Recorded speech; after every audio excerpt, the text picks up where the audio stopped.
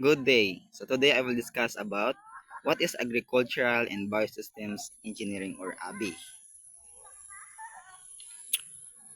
Agricultural and biosystems engineering is a specialized field that applies engineering principles, technologies, and sciences to solve problems related to agriculture, food production, natural resources management, and the sustainable development of biological systems.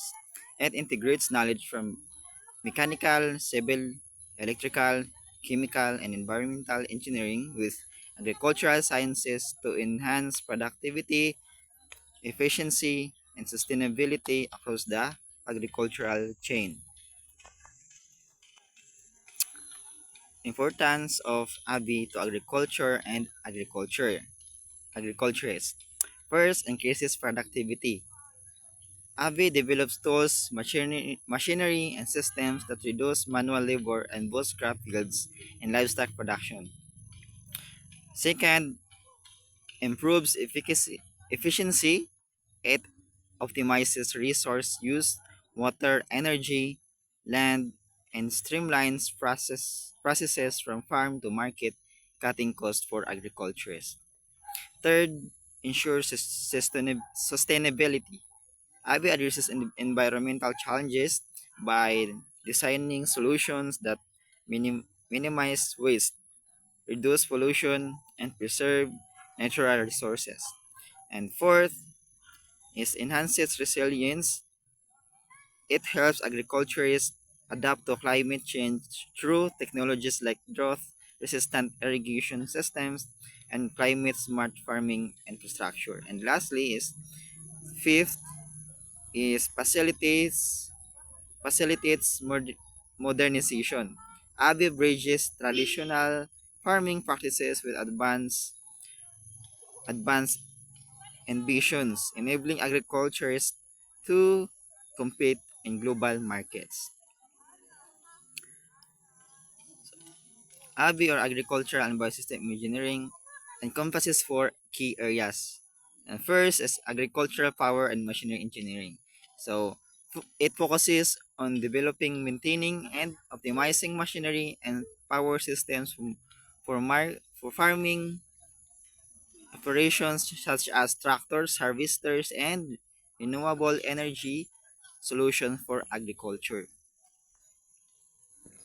And second, soil and water engineering. It deals with managing soil resources and water systems, including irrigation, drainage, soil conversion, and watershed management to ensure sustainable land and water use. Third is post-harvest engineering. It concentrates in technologies and processes to preserve, process, store, and transport agricultural products, reducing losses and improving quality from farm to consumer. And lastly is agricultural structures and environmental engineering. It involves designing and constructing farm buildings, storage facilities, and systems to regulate agricultural environments, as well as managing waste and miti- mitigating environmental impacts of farming. And next is how ABI supports modern, efficient, sustainable agriculture in the Philippines. ABI plays a critical role in addressing the country agricultural challenges such as low productivity, post-harvest losses,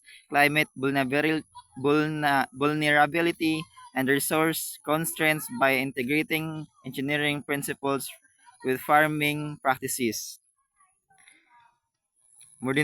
Modernization.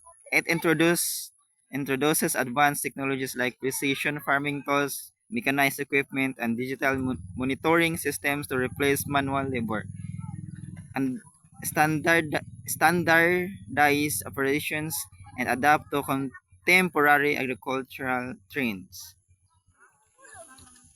Efficiency. ABIC optimizes resource use, land, water, energy, and streamlines processes from production to distribution.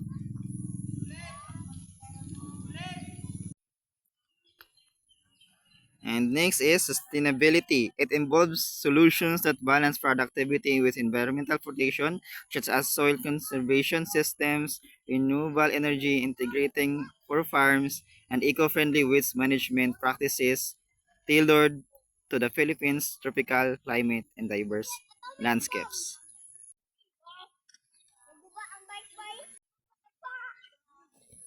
Next is example of engineering application in the Philippines.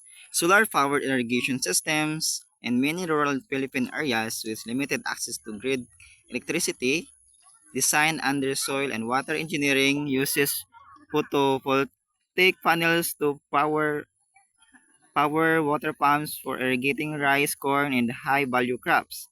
This reduces re- reliance on diesel-powered pumps, lowering costs and emissions, ensured consistent water supply even during dry seasons, and enabling farmers to expand cultivated areas. The Department of Agriculture has implemented SPIS project across regions like Isabela, Negros Occidental, increasing crop yields by up to 30% while promoting sustainable water and energy use. And next is thank you. Thank you for listening, guys. And I'm Glenn Takandong, reported this topic.